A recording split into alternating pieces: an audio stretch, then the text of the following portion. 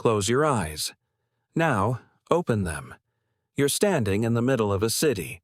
Wide streets, brick buildings on every side, drains running under the roads, people everywhere, trading, bathing, going about their day. The year, 2500 BCE. The pyramids aren't finished yet. Stonehenge is still a construction site. Most of the world is living in mud huts and chasing dinner with sharp sticks. But this city? This city has indoor toilets, and you're standing in the middle of it. This is Mohenjo-daro, and it should not exist yet. In 1922, an archaeologist named R.D. Banerjee was poking around a dusty mound in Sindh. That's in modern-day Pakistan. He thought he was looking at a Buddhist shrine. He was wrong. What he found underneath was an entire city, one of the largest and most advanced in the ancient world. It had been hiding there for over 4,000 years. Nobody knew. The locals had a name for the mound: Mohenjo-daro. It translates to Mound of the Dead. And honestly, that name fits perfectly, because this city has a very dark ending. But we'll get there. First, let's walk through it. The first thing that hits you: the streets. They're laid out in a perfect grid, north-south, east-west, like someone dropped a modern city blueprint into the Bronze Age. The main road? About 30 feet wide. For reference, most medieval European streets built 3,000 years later were barely wide enough for a cart. And these aren't random dirt paths.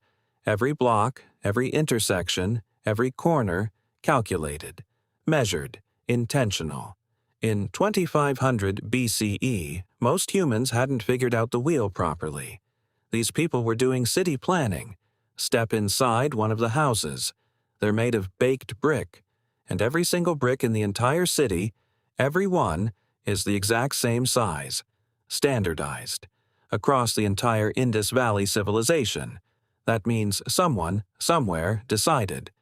This is how big a brick is, period. And everyone followed, across hundreds of miles, for centuries. The houses have multiple rooms. Some have 2 stories, courtyards in the center, windows facing inward, not outward toward the street. Privacy mattered to these people. And then there's the thing that genuinely breaks your brain. Almost every single house has its own bathroom, with a drain. That drain connects to a channel. That channel runs into a covered sewer line underneath the street. Underground, sealed, maintained. London didn't have proper sewers until 1865. These people figured it out 4,300 years earlier. Just sit with that for a second. In the center of the city, there's a structure that stops you cold. A massive rectangular pool, about 40 feet long, 23 feet wide, 8 feet deep. Steps leading down from both sides. The whole thing is lined with bitumen, a natural waterproofing material, so not a single drop leaks through. Archaeologists call it the Great Bath. What was it for? Nobody knows. Religious rituals, communal bathing, purification ceremonies. There are 0 inscriptions, 0 carvings, just this perfectly engineered pool, sitting in silence, keeping its secrets. And that silence, that's the biggest mystery of Mohenjo-daro. These people had writing. We found thousands of small stone seals, beautiful little squares, each one carved with animal figures and strange symbols. About 400 unique characters. They're everywhere. The problem? Nobody has ever been able to read them. Not in 100 years of trying, not with supercomputers, not with the world's best linguists, nothing. We don't know what language they spoke. We don't know their laws, their prayers, their stories, their names. An entire civilization, tens of thousands of people, lived, loved, fought, celebrated, mourned, and we cannot understand a single word they left behind. Their history is locked inside those symbols, and we don't have the key. What makes it worse, there's no Rosetta Stone, no bilingual text, nothing to cross-reference. The seals are short, 4, maybe 5 symbols each. Some researchers think it might not even be a full language. Maybe it's just names, ownership stamps, merchant marks. Nobody agrees, and the debate has been going on for a century. Okay, here's the part that genuinely shouldn't be possible. Every ancient civilization has a king. Egypt had pharaohs.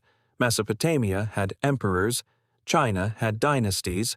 There's always some guy at the top with a palace, a throne room, and a giant statue of himself. Mohenjo-daro? Nothing.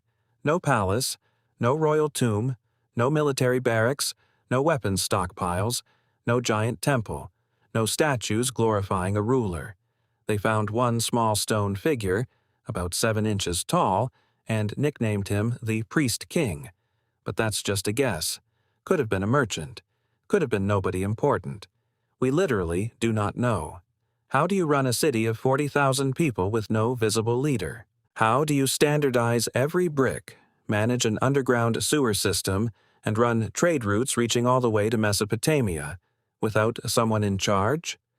In the ancient world, that should be impossible. And yet, here we are. Around 1900 BCE, something happened. The city started dying, and the way it died, that's what stays with you. Archaeologists found skeletons scattered in the streets, not in graves, not buried with ritual or care, just lying there, in the dirt, some alone, some in small groups, one cluster, a few people found close together, like they were holding on to each other. In their final moments, they weren't running. They were holding on.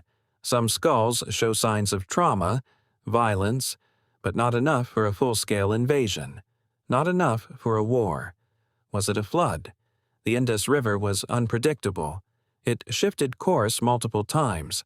The very river that made this city possible might have drowned it. Was it drought? Climate records show the region was getting drier. Monsoons weakened. Crops failed. Trade collapsed. People started leaving. Slowly at first, then all at once. Was it disease? A plague ripping through a dense city with no understanding of infection? Or was it something we haven't even considered? Something written on those seals, in a language every living human has failed to decode? The answers might be right in front of us, carved in stone, in a script the entire modern world cannot read. 4,500 years ago, a city stood here that was cleaner, better planned, and more equal than most cities you've ever lived in. They figured out plumbing 4 millennia before London. They ran a civilization without a king. They traded across continents. And then they vanished. Their language, locked. Their story, untold. Their name for their own city, unknown. Mohenjo-daro is just what locals called the Mound, centuries later. The Mound of the Dead.